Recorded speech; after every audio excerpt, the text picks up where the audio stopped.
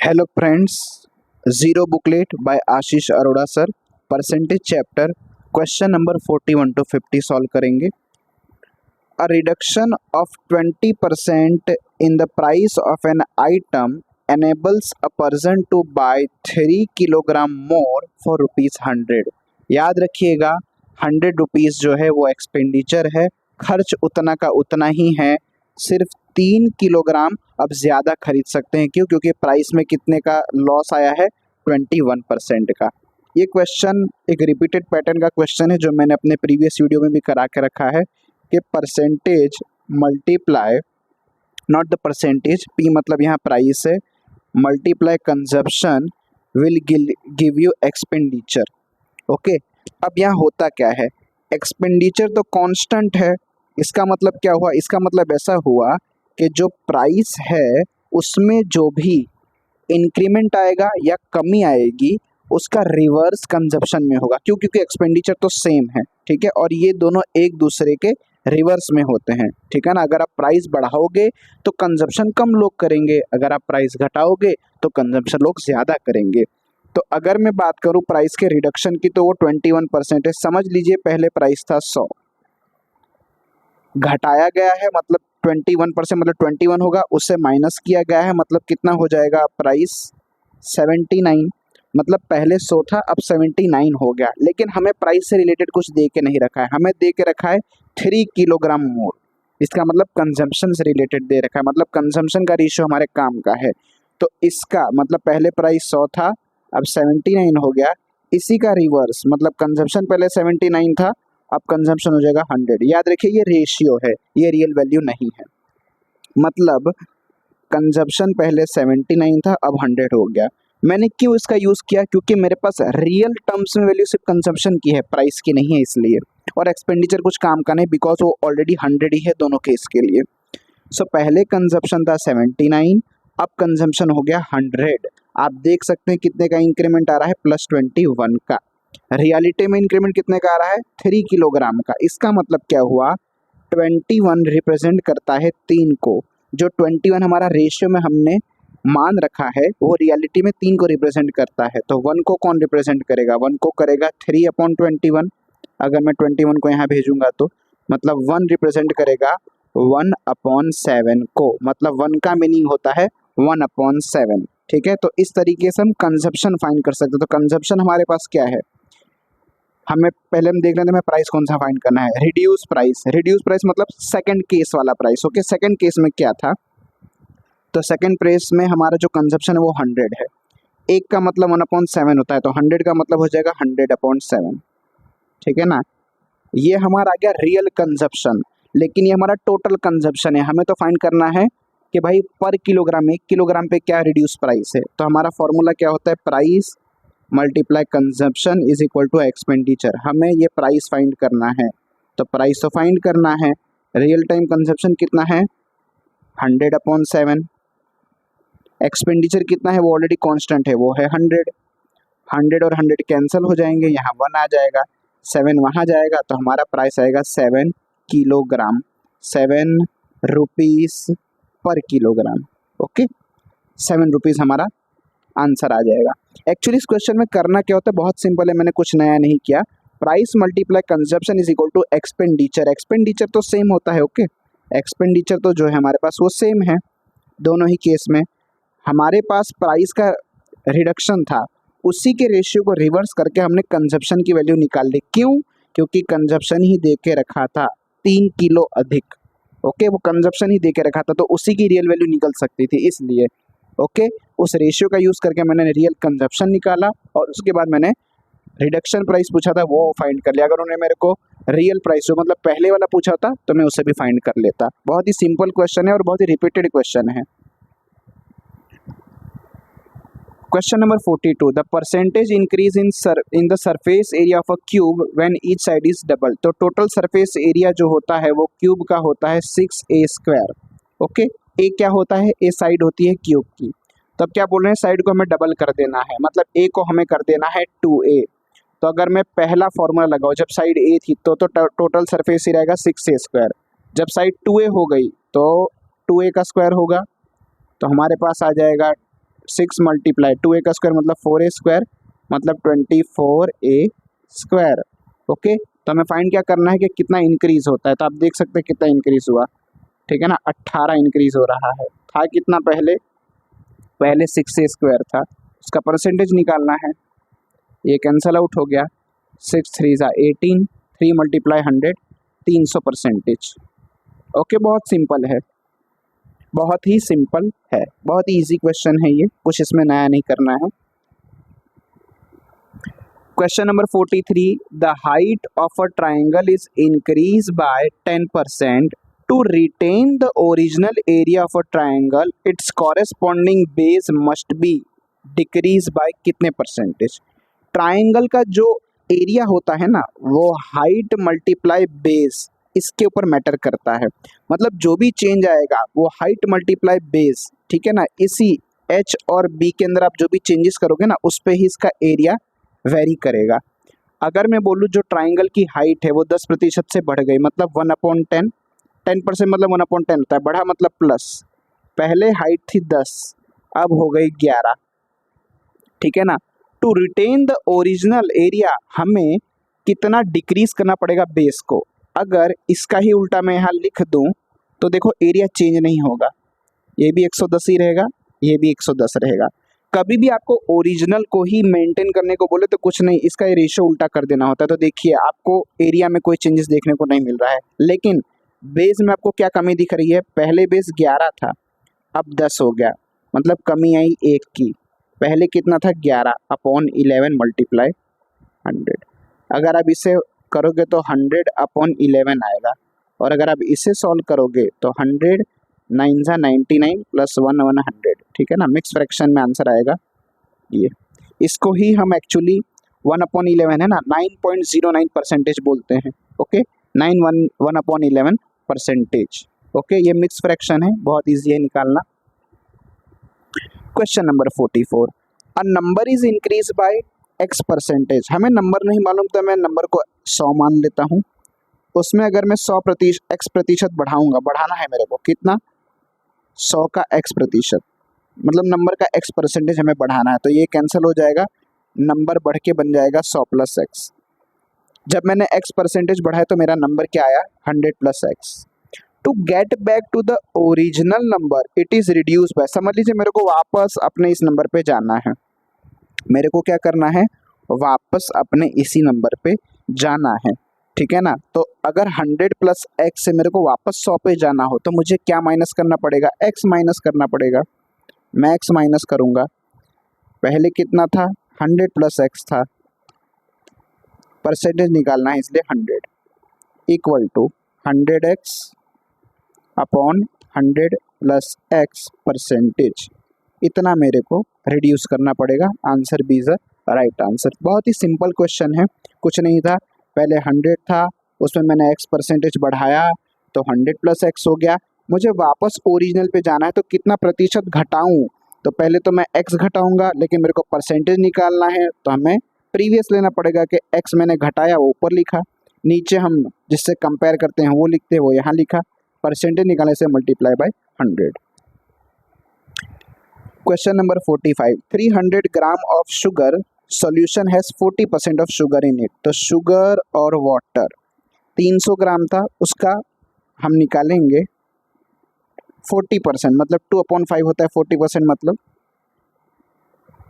तो 120 sugar I, तो बचा क्या होगा, वाटर। दोनों का एडिशन करोगे तो 300 आ जाएगा। How much sugar be added to make it 50%। 50% का मतलब क्या होगा, शुगर भी बराबर होनी चाहिए, वाटर भी बराबर होना चाहिए। तो अगर मेरे को शुगर और वाटर दोनों इक्वल करने हैं तो कितनी शुगर ऐड करूँगा, 60। जैसे ही 60 ऐड करूँगा देखो दोनों 180 हो जाएंगे, क्योंकि 50-50 मतलब तो इक्वल हो जाएगा। अगर ये 50 है तो वो भी 50 होगा। 50% मतलब दोनों इक्वल होने चाहिए, that's why 60 gram is a right answer. 60 ग्राम चीनी हमें ऐड करनी पड़ेगी। Water tax is increase bye 20%, but its consumption is decreased by 20%, then the increase or decrease in the expenditure of money। बहुत सिंपल है, tax multiply consumption और वो हमें मिलेगा मनी। इस टाइप का ये होता है। अब देखो टैक्स में क्या हो रहा है, टैक्स में 20% बढ़ा रहे हैं, 20% मतलब 1/5, 5 का कर रहे हैं 6, बढ़ाया ना, पहले 5 था टैक्स, अब 5 में ऐड करके बना दिया 6। कंजप्शन में क्या हो रहा है, वही हो रहा है, 20% क्या हो रहा है, डिक्रीज हो रहा है, डिक्रीज, 20% मतलब 1/5, बट डिक्रीज इसलिए माइनस, तो पहले 5 था, अब माइनस किया 1, इसलिए बन गया 4। मनी तो यहाँ 25 हो रहा है, एक्सपेंडिचर मतलब जो खर्च हो रहा है वो, और यहाँ 24 हो रहा है। तो खर्च में क्या दिख रहे हैं, खर्च में हमें दिख रहा है डिक्रीज, कितना, 1 का, पहले कितना था 25 का, मल्टीप्लाई 100, ठीक है, 4 मतलब 4% डिक्रीज। ये माइनस क्या बताता है, डिक्रीज या इंक्रीज बताता है। बहुत ही सिंपल क्वेश्चन, कुछ नहीं है, टैक्स जो लग रहा है, वाटर का जो कंजप्शन कर रहे हैं उस पर जो टैक्स लगता है, इन दोनों का मल्टीप्लिकेशन हमें देता है वाटर टैक्स, मतलब जो भी खर्च हो रहा है वो, पानी पे जो खर्च हो रहा है वो देता है, उससे हमने फाइंड कर लिया। Question number 47, if a radius of a circle is increase by 5% then the increase in its area. पहली बात तो सर्कल का एरिया क्या होता है, तो एरिया होता है पाई आर स्क्वायर। पाई की वैल्यू तो हमेशा ही कांस्टेंट रहती है, वही की वही रहती है, मतलब आर स्क्वायर मैटर करेगा एरिया के वेरिएशन के लिए, एरिया में जो भी चेंज होगा वो आर स्क्वायर की वैल्यू पे डिपेंड करेगा। 5% बढ़ा दिया, 5% मतलब कितना होता है 1/20, इंक्रीज इसलिए प्लस, मतलब पहले रेडियस थी 20, क्योंकि त्रिज्या में बढ़ोतरी कर रहे हैं ना, तो पहले थी 20, अब बढ़ा के कर दी 21। जब 20 थी, ये आर है याद रखना, हमारा जो एरिया है वो आर स्क्वायर पे मैटर करेगा, तो जब 20 थी तब एरिया होगा 400, क्योंकि 20 का स्क्वायर 400 होता है, और जब 21 कर दी तो 21 का स्क्वायर होता है 441, तो आप देख सकते हैं एरिया में क्या हो रहा है, 41 का प्लस आ रहा है, ठीक है, पहले कितना था 400 था, मल्टीप्लाई 100, तो उसके एरिया में क्या वृद्धि हुई, ये वाली वृद्धि हुई 41/4। अगर आप इसे कैंसल आउट करोगे तो आपको मिलेगा 10 4 ज़ा 14, 2 ज़ा 5 ज़ा, ये कुछ आएगा परसेंटेज। ओके, यही ऑप्शन था, यही था। ओके, बहुत सिंपल है, 41 को अपॉन 4 को मैंने डिवाइड दे दिया और मेरा आंसर आ गया, सिंपल था। आर स्क्वायर पे मैटर करता है, आर स्क्वायर पे मैटर करता है, तो 20 था तो 400 होगा, 21 था तो 441 होगा। 41 का इंक्रीज आप देख सकते हो किसके टर्म्स में, पहले वाले, हमेशा हम जिससे कंपैरिजन करते हैं वो डिनोमिनेटर में लिखते हैं, हम पहले वाली वैल्यू से कंपेयर कर रहे थे इसलिए हमने उसको डिनोमिनेटर में लिखा, ठीक है। Question number 48, in 2 kilogram mixture of copper and aluminium 30% is copper. देखिए 2 किलोग्राम का थोड़ा 30% निकालना मुश्किल है, इसलिए 2 किलोग्राम को मैं लिख देता हूँ 2000 ग्राम। क्यों, क्योंकि 1 kilogram is equal to 1000 gram होता है, तो 2 kg is equal to 2000 gram. Mixture है हमारे पास कॉपर और एल्यूमिनियम का। अब उन्होंने बोला है कि कॉपर 30% है, अगर इसका मैं 30% मतलब 3/10 निकालूंगा तो मुझे वैल्यू मिल जाएगी 600 ग्राम। अगर 600 ग्राम कॉपर है, 2000 टोटल है, तो 1400 ग्राम एल्यूमिनियम हो जाएगा। How much aluminium powder should be added to the mixture so that quantity of copper becomes 20%। Okay, 20%, इतनी वैल्यू होनी चाहिए कॉपर की, याद रखिएगा कॉपर उतना ही रखना है, हमें एल्यूमिनियम ऐड करना है, ठीक है। अब मैं एक बात कहता हूँ, पहले इक्वल टू लिख देता हूँ कि कॉपर वो 20% होना चाहिए, मतलब 20% मतलब क्या होता है 1/5, ये कॉपर की परसेंटेज है, मतलब ऊपर जो है वो कॉपर होगा, ठीक है, और कॉपर उतना का उतना ही होना चाहिए, मतलब 1 जो रिप्रेजेंट कर रहा है वो 600 ग्राम को रिप्रेजेंट कर रहा है, राइट। तो 5 जो है वो रिप्रेजेंट करेगा 600 मल्टीप्लाई 5, मतलब हमें मिलेगा 3000 ग्राम। देखिए मैंने क्या किया, ये कॉपर का परसेंटेज लिखा है 20%, मतलब 1/5, मतलब ऊपर होगा कॉपर और नीचे होगा टोटल। तो अगर ऊपर कॉपर है जो कि 1 है, और 1 मतलब कॉपर क्या है 600 ग्राम, मतलब 1 रिप्रेजेंट कर रहा है 600 ग्राम को, तो नीचे टोटल 5 कितने को रिप्रेजेंट कर रहा है 300 ग्राम को। इस 300 ग्राम में से 600 ग्राम तो कॉपर ही है, तो बचा कितना 2400 ग्राम। 2400 ग्राम में से ऑलरेडी 1400 ग्राम तो एल्यूमिनियम है, तो एक्स्ट्रा कितना बढ़ रहा है 1000 ग्राम, मतलब ये 1000 ग्राम क्या किया होगा, ऐड किया होगा। ओके, इस 1000 ग्राम को ऐड किया, तब एल्यूमिनियम 2400 ग्राम हो गया, कॉपर 600 ग्राम हो गया, टोटल 3000 ग्राम हो गया। और आप ये रेशियो देख सकते हैं, बहुत ही कॉमन सेंस का क्वेश्चन है, बहुत ही इजीली आप इसे सॉल्व कर सकते हो। नहीं समझ आया हो तो आप एक बार इसे फिर से देखिएगा, आपको अच्छे से समझ आ जाएगा। Question number 49, the percentage of metal in a mine of lead ore is 60%. Now the percentage of the silver is 3/4 of metals and rest is lead. Okay, if the mass of ore extracted from this mine is 8000 kilogram. बहुत ही simple question है। देखिए, जो ओर है वो है 8000 kilogram, उसमें जो मेटल है, the percentage of a metals in a mine of lead ore, ठीक है, तो उसमें मेटल है 60, मतलब मेटल का मैं लिख लिया कि मेटल कितना है 60%, किसका 8000 का, कैंसल आउट हो जाएगा, हमें मिलेगा 4800 किलोग्राम। ये हमारे पास मेटल है, जो हमारे पास मेटल है वो कितना है 4800 किलोग्राम। अब याद रखिए, इस मेटल के अंदर दो चीज़ें होंगी, एक तो लीड होगा प्लस सिल्वर होगा, ठीक है ना। तो ये तो हमें मेटल मिल ही गया। सिल्वर कितना है 3/4%, अगर मैं हटाऊंगा तो डिनोमिनेटर 100 लिखेंगे, किसका, मेटल का। मेटल का 3/4% है, मेटल कितना है 4800। ओके, तो यहाँ से कैंसिल होगा, ये आ जाएगा 12 × 3 यू विल गेट 36, मतलब 36 जो है वो है हमारे पास सिल्वर। पूछा क्या है, तो लीड कितना होगा, लीड कितना होगा, तो मेटल में से अगर माइनस कर देंगे 36 को तो हमें लीड मिल जाएगा, तो अगर आप 36 माइनस करोगे तो आपको मिल जाएगा 4764। ओके, सिंपल क्वेश्चन, एकदम ही इजी क्वेश्चन। जो हमारे पास मेटल थी, देखो सबसे पहले हमने ये जो पूरा ओर था उसमें से मेटल निकाली, क्योंकि पूरा ओर जो था वो 8000 किलोग्राम का था, उसमें से मेटल कितनी निकली 60%। अब मेटल में दो टाइप की मेटल है, एक तो लीड है और दूसरा सिल्वर है, ठीक है। उसमें से सिल्वर का परसेंटेज दे रखा तो मैंने सिल्वर का भी वैल्यू निकाल लिया। अब मेटल में से अगर सिल्वर माइनस कर देंगे, मेटल में से अगर सिल्वर माइनस कर देंगे, you will get lead, very simple.